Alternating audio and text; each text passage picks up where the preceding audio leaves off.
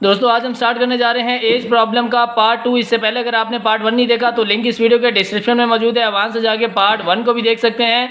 Part 2 के video में आज एज प्रॉब्लम के क्वेश्चन थोड़े डिफरेंट तरह के हैं। ये विथ रेशो एंड प्रोपोर्शन के साथ ये क्वेश्चन है। एज प्रॉब्लम के क्वेश्चन रेशो की फॉर्म में भी आ जाते हैं, तो इनको किस तरह से सॉल्व करेंगे तो आज की वीडियो में हम सीखेंगे। बिस्मिल्लाहिर्रहमानिर्रहीम। अस्सलाम वालेकुम दोस्तों, मैं हूं ताज़ीम अहमद और आप देख रहे हैं how expert YouTube channel. Sindh police constable test preparation से रिलेटेड इस तरह की more informative video time to time आपको मिलती रहे, तो वीडियो कर लें लाइक, चैनल पे नए तो चैनल को कर लें सब्सक्राइब, बेल आइकन पे जरूर प्रेस करें ताकि हमारी मुलाकात जल्द होती रहे। तो स्टार्ट करते हैं आज का एज प्रॉब्लम का पार्ट 2। दोस्तों आज का क्वेश्चन, आज के जितने भी क्वेश्चन होंगे रेशियो एंड प्रोपोर्शन के साथ होंगे और इन क्वेश्चंस में इंतहाई आसान तरीके से क्वेश्चंस को सॉल्व करेंगे।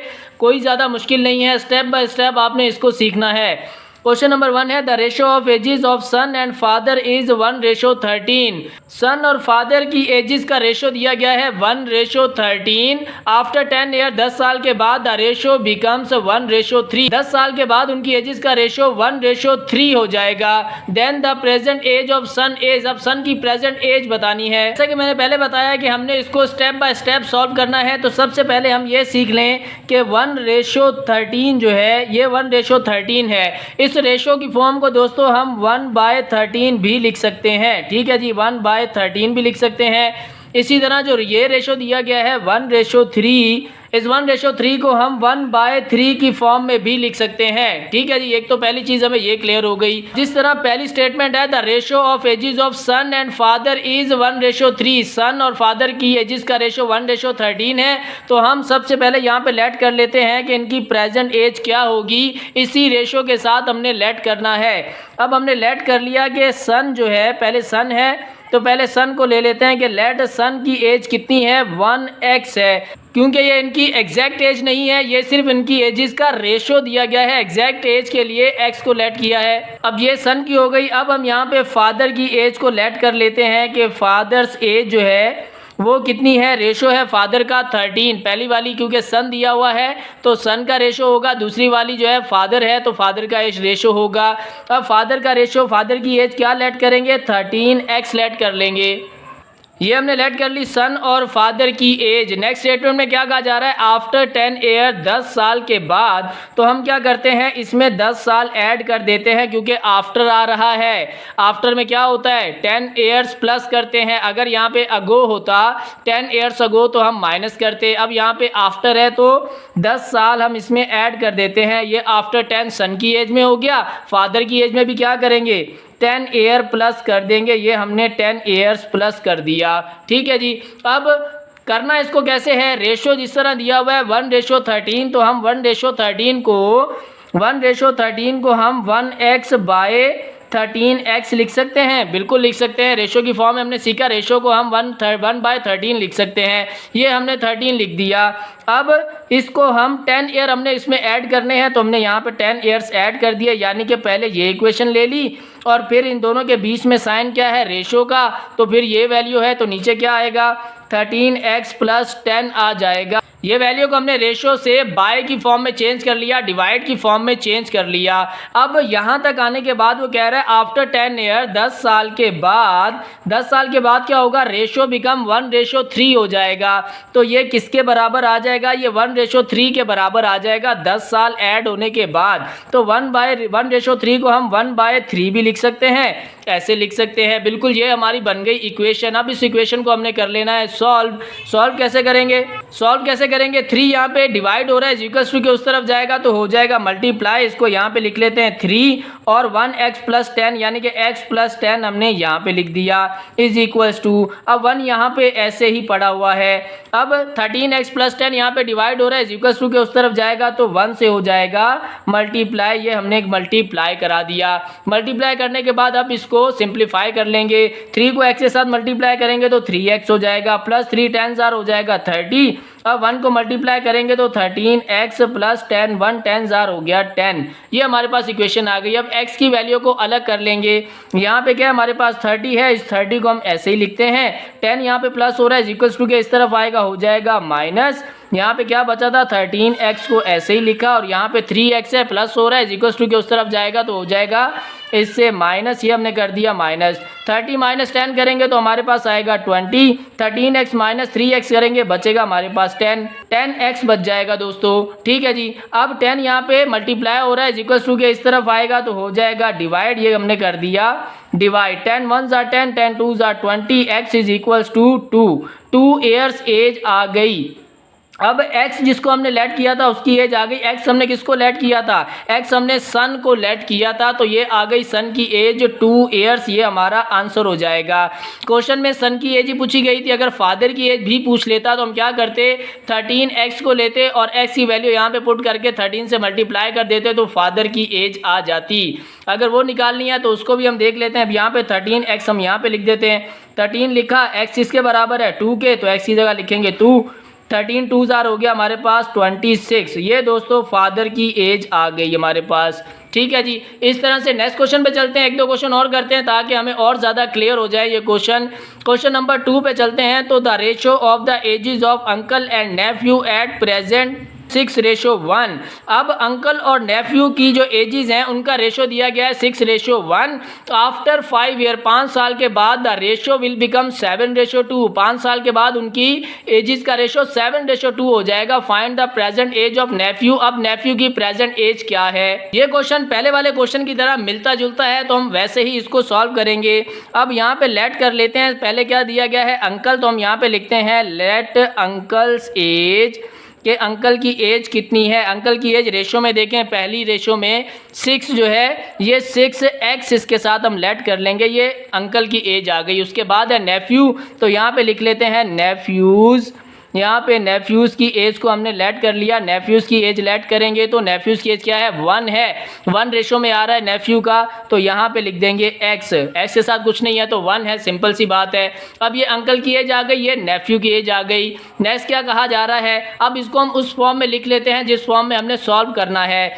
अब ये 6:1 है, 6 को हमने लिख लिया 6x और 1 को हमने लिख लिया 1x, लेट कर लिया, यानी ये दोनों एक दूसरे का क्या है रेशो हैं। तो हम इसको कैसे लिख सकते हैं 6x/1x, इस तरह लिख सकते हैं। बिल्कुल हम रेशो की फॉर्म को इस तरह बाय की फॉर्म में लिख सकते हैं। अब नेक्स्ट क्या कहा जा रहा है, आफ्टर 5 ईयर, 5 साल के बाद रेशो चेंज होके 7:2 हो जाएगा। तो 5 साल के बाद है तो हम क्या करते हैं इसमें 5 साल बाद चले जाते हैं। इसी तरह नेफ्यू की एज में भी क्या करेंगे 5 साल बाद चले जाएंगे। अब 5 साल के बाद क्या हो रहा है, रेशो चेंज होके 7:2 हो रहा है तो हम इसके बाद चेंज होके 5 साल के बाद चेंज होके 7:2 को हम 7/2 लिख सकते हैं। ये हमने लिख दिया। अब ये हमारे पास एक इक्वेशन बन गई स्टेटमेंट के हिसाब से, ड्यू टू स्टेटमेंट। अब इसको सॉल्व कर लेते हैं।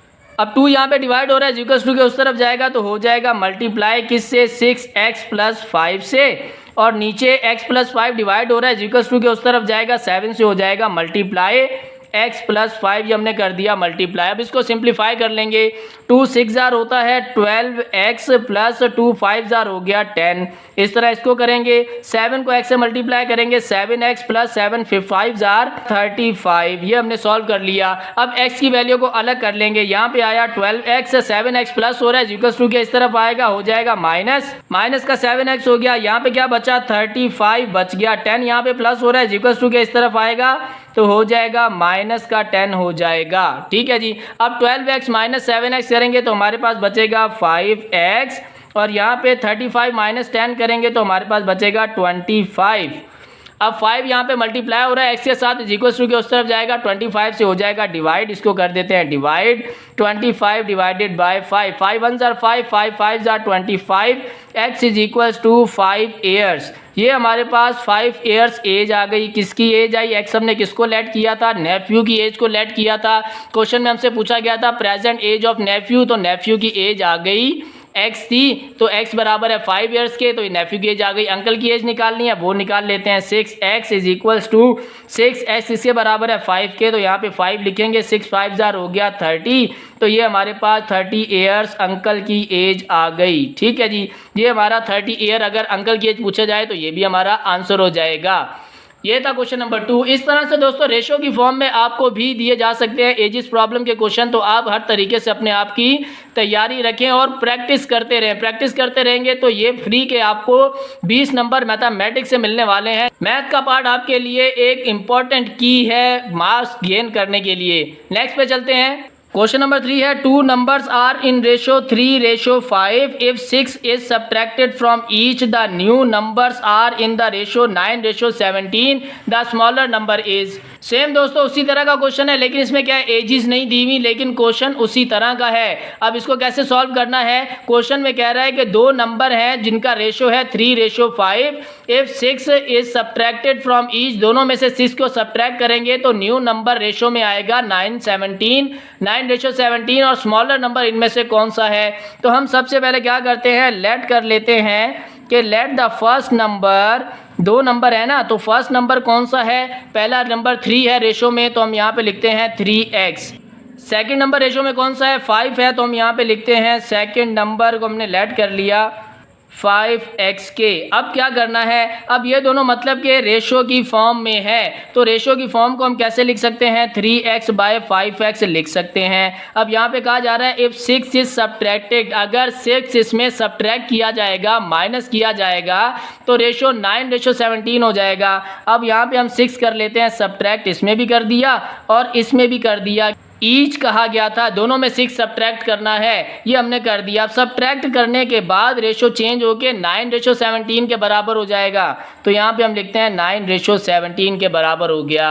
अब स्मॉलर नंबर बताना है, तो इसको पहले हम सिंप्लीफाई करेंगे। 17 यहाँ पे डिवाइड हो रहा है, इक्वल्स टू के उस तरफ जाएगा, हो जाएगा मल्टीप्लाई 3x - 6 से, और ये 5x - 6 डिवाइड हो रहा है, इक्वल्स टू के उस तरफ जाएगा, 9 से हो जाएगा मल्टीप्लाई 5x - 6। 17 को 3 से मल्टीप्लाई कर देंगे, 3 7 जार हो जाता है 21, 1 2 कैरी, 3 1 जार 3 और प्लस 2 5, ये हो गया 51 और x इसके साथ आ जाएगा 51x माइनस। अब 17 मल्टीप्लाई 6 करेंगे, 6 7 जार होता है 42, 2 यहाँ आया और 4 यहाँ पे कैरी हो गया, 6 1 जार 6 और प्लस 4 हो जाता है 10, ये 102 आ गया, इज इक्वल्स टू ऐसे ही लिखा। 9 5 जार होता है 45x, माइनस की जगह माइनस आएगा, 9 6 जार होता है 54, ये हमने 54 लिख दिया। अब x वाली वैल्यू को अलग कर लेंगे, कैसे, 51x और ये प्लस हो रहा है, यहाँ पे इसके साथ कोई साइन नहीं है तो प्लस का साइन है, ये माइनस का 54 का साइन है माइनस, ठीक है जी। 45 के साथ प्लस का साइन है,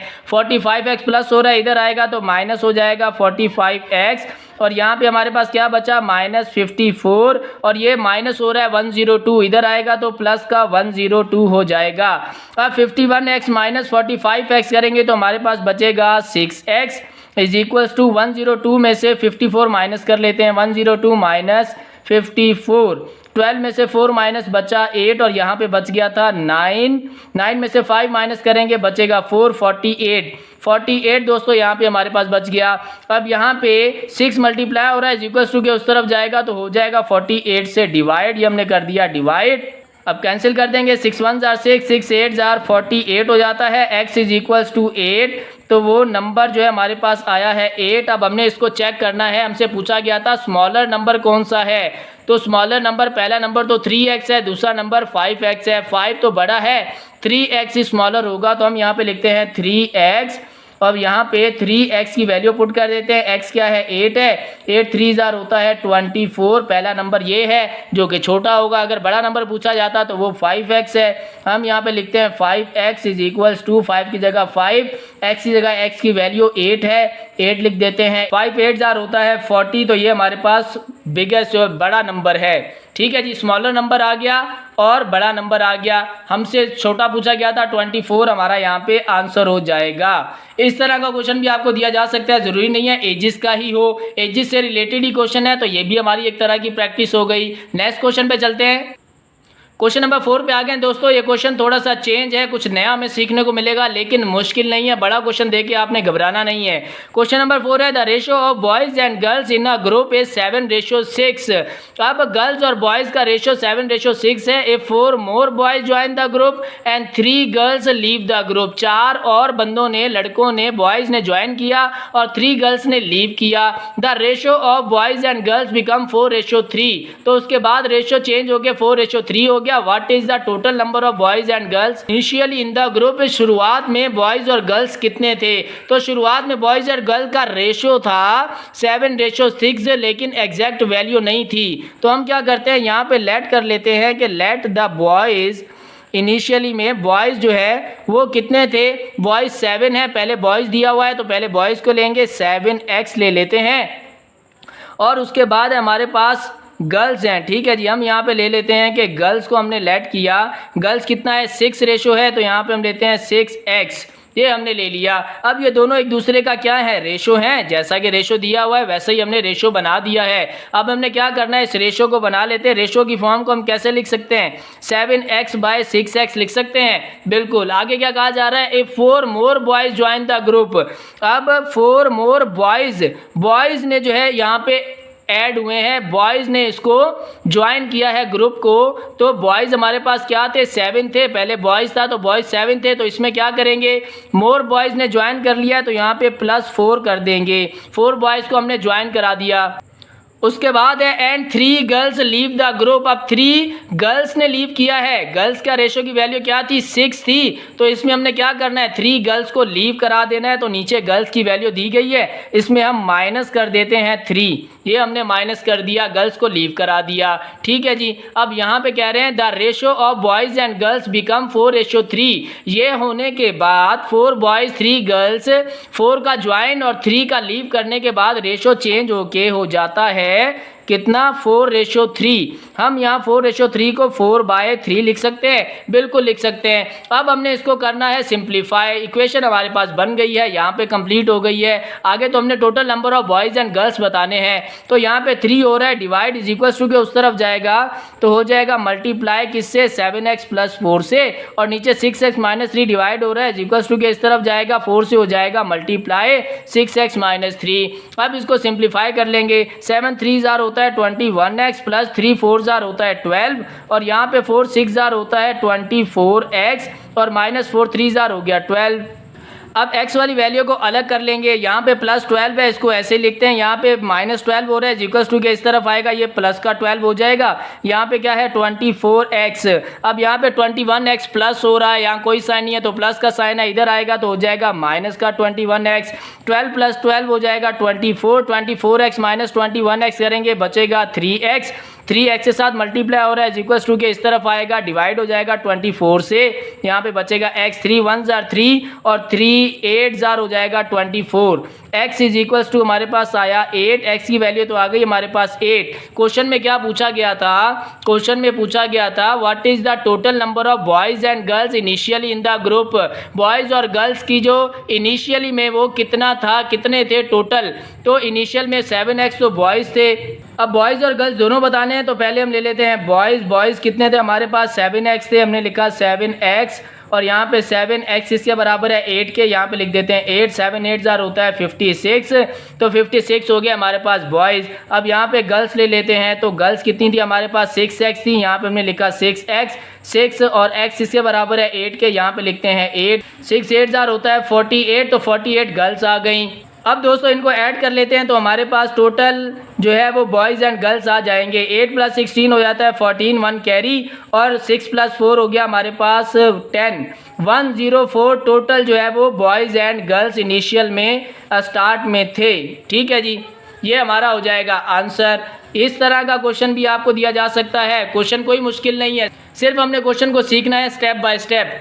नेक्स्ट और इस वीडियो का लास्ट क्वेश्चन नंबर 5 है हमारे पास, the ratio of the present ages of Ali and Sana is 7:4 respectively. अब सना, अली और सना की एजेस का रेशो दिया है 7:4। आफ्टर 3 ईयर, 3 साल के बाद the ratio of their edges will be 5:3। 3 साल के बाद उनका रेशो चेंज होकर 5:3 हो जाएगा। प्रेजेंट एज ऑफ अली बतानी है, अली की प्रेजेंट एज कितनी है। ये दोस्तों आपके लिए होमवर्क है, आपने इस क्वेश्चन को सॉल्व करके कमेंट सेक्शन में इसका आंसर बताना है। मैं इंशाल्लाह उसको ज़रूर एड्रेस करूंगा कि आंसर राइट है या रॉन्ग है।